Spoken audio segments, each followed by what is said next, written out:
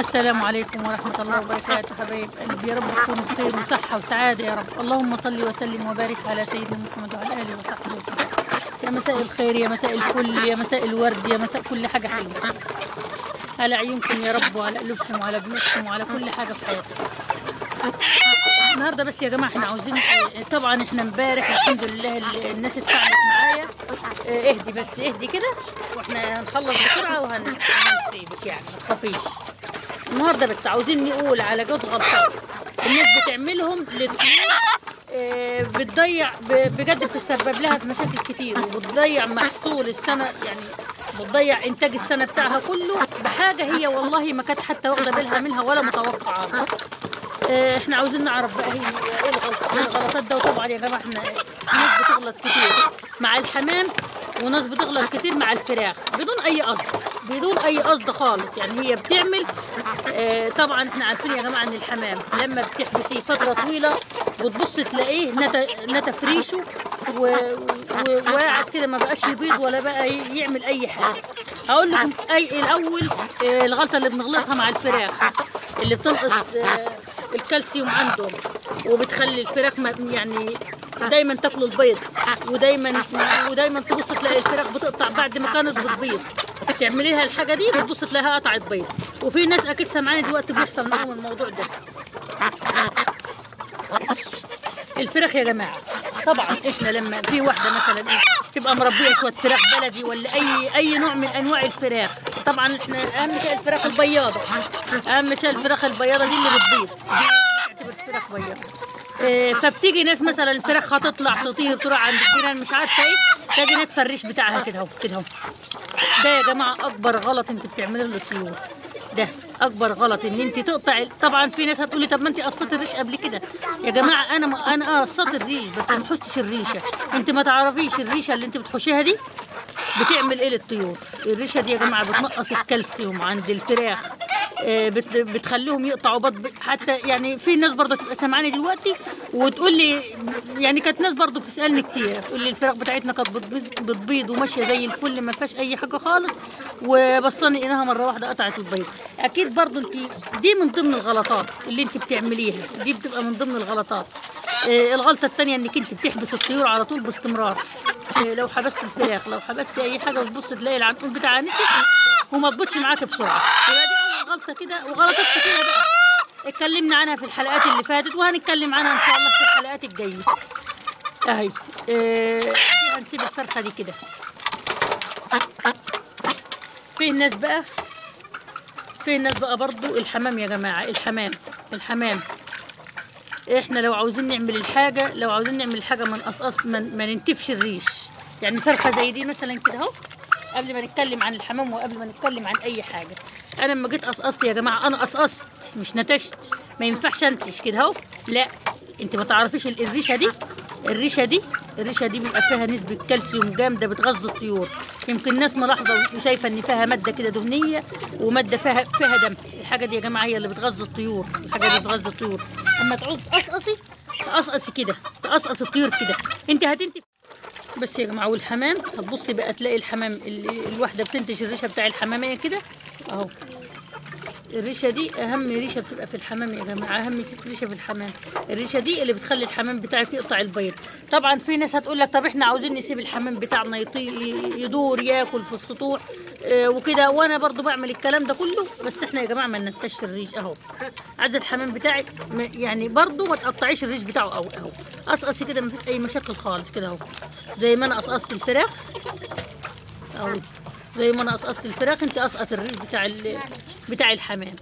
برضو ما تقصقصيش قوي. وهقول لك برضو حاجه تانية حذرك منها برضو اهو. المقص بتاعي تلم كده اهو، تقصقصي بقى كده اهو، تقصقصيه. انما حذاري يا جماعه، حذاري اي واحده تنتش الريشه بتاع الحمام، حذاري اي واحده تنتش ريشه. هي والله العظيم اللي بتبوظ حمامها بنفسها. قصقص الريش بس ما تنتشيش الريشه. في حاجه تاني برضو يا جماعه بتعملوها برضو بتبوظ لك الحمام، الديل. لا ما تقصصيش الديل. اكبر غلطه ان انت تقصقص الديل بتاع الحمام، لان الديل بتاع الحمام ده اول ما الحمام يجي يكسر الحماميه باستمرار بتجرف عدلها كده، هو ده الدافع ليها. بتيجي رافعه ديلها. انما لما انت تقصقصي بقى الريش فهي باستمرار هي مش هترفع حاجه، مش لاقي حاجه ترفعها، فهيبقى ديلها كده مطرده، فالذكر مش هيعرف يكسرها، فالحمام كله هيطلع رايق معاكي اهو. هنعمل لهم برضو كده حاجه بس الحماميه كده تيجي من ورا. برضو يا جماعه ممكن تعملوها الحاجه دي لذكر الوز وذكر البط اهو. تاجي مقصقص الريش كده بتاع الحمامه، مش هنكسر شوك بقى ولا نكسر حاجه، مع ان الموضوع ده مجرب والناس شكرت فيه جدا، بس مش هنكسر بقى عشان خاطر المتابعين بيزعلوا. بس انت قصقصي الحته دي عشان يعرف الذكر ايه، يعرف الذكر يا جماعه من يوم من ساعه ما عملت له امبارح اكلته الشطه وشايفين داير هايج على الطيور. بس انت هتقصقصي هتعملي بس الحته دي هتنضفيها بحيث ان الذكر يعرف يكسر الحمامه. هتبلعيها برضو 7 فصوص توم و7 بتاع ده حبات فلفل اسود.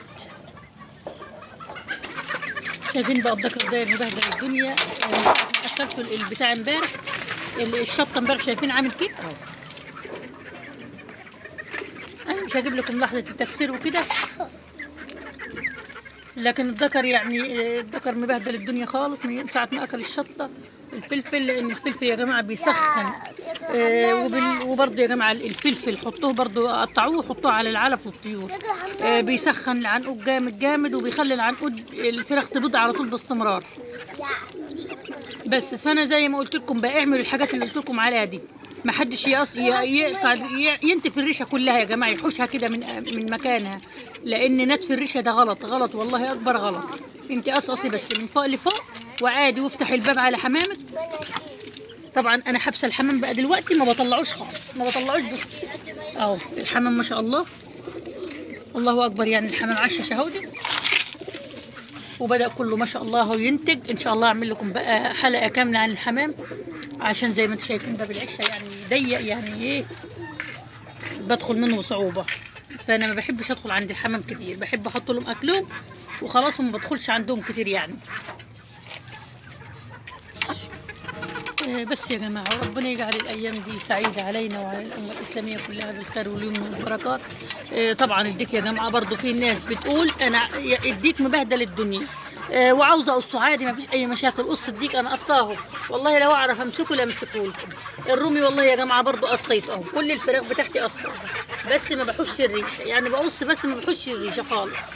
السطح بقى طبعا يعني اتبهدل خالص خالص خالص اهو زي ما انتم شايفين. عاوز له جوله جامده تاني، تعبنا فيه جدا وعاوز له جوله جامده اهو. الحمد لله والشكر لله. طبعا بقى ان شاء الله خليكم معايا الاسبوع ده، هنعمل حاجات كتيره جدا، وهنعمل حاجات جميله، وهنبدا مشاريع صغيره. الناس اللي بتقول قولي لنا عن المشاريع اللي احنا نعملها في البيت، هقول لكم على كميه مشاريع كتيره تعمليها باقل تكلفه. والله ما عاوز يقطع رقبتك تكلمتها. بتبقى برضه يا جماعه من اخطر الحاجات اللي انتوا بتعملوها ان فيه ناس بتقصقص الريش بتاع البط اللي بيرقد. لا، الريش بتاع البط يا جماعه بيسبب لك يعني ان انت مثلا تقص الريشه دي وانتوا عارفين ان هو الجناح ده طبعا ريش البط المسكوف، وخلي بالكم منه. يعني ريش البط المسكوفي جناحه يعني المسكه اللي انا ماسكاها دي غلط للبطيه كده، ممكن كده في منتهى البساطه تبص تلاقي البطيه على طول جناحها اتكسر، البط المسكوفي بالذات. طبعا البط المسكوفي او البط البلدي او اي بط عامه بيرقد يا جماعه، ما حدش الله يقصقص ريش ولا يحوش الريش ولا يعمل فيه اي حاجه، البط بالذات، لان الجناح ده هو اللي بتغطبه البيض، هو ده اللي بتغطبه البيض وتحموه بالبيض. طبعا انتوا عارفين ان احنا جايين دلوقتي في شتاء وكده، فما ينفعش البيض يعني كده ما يبقاش متدفي، لازم البيض يبقى متدفي.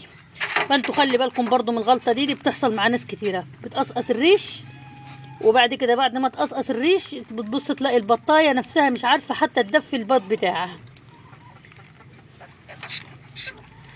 بس يا حبايب قلبي، يا رب تكونوا استفدتوا من اي حاجه ان شاء الله تعملها. واشوفكم ان شاء الله بقى في فيديوهات تانية، والسلام عليكم ورحمه الله وبركاته.